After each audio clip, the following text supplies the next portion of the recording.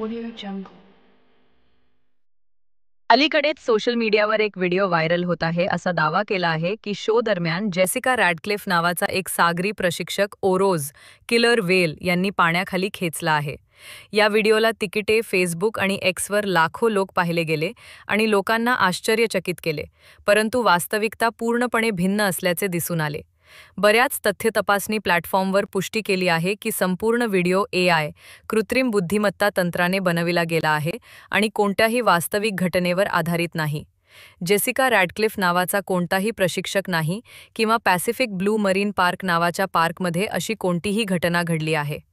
खरं तर या उद्यानाचे नाव देखील काल्पनिक आहे. व्हिडिओमध्ये दिसणाऱ्या लाटांची हालचाल, विचित्र पोजेस आणि आवाजाचा आवाज सर्व काही संगणक व्युत्पन्न असल्याचे आढळले. फोर्ब्स आणि इकॉनॉमिक टाइम्स सारख्या प्रतिष्ठित माध्यमांच्या वृत्तानुसार जर असा खरा अपघात झाला असेल तर 2010 मध्ये डॉन ब्रांचू आणि 2001 मध्ये अलेक्सिस मार्टिनेज यांच्या मृत्यूच्या बाबतीत आंतरराष्ट्रीय मथळे बनले असते, परंतु जेसिका रॅडक्लिफच्या कथेचा कोणताही पुरावा नाही.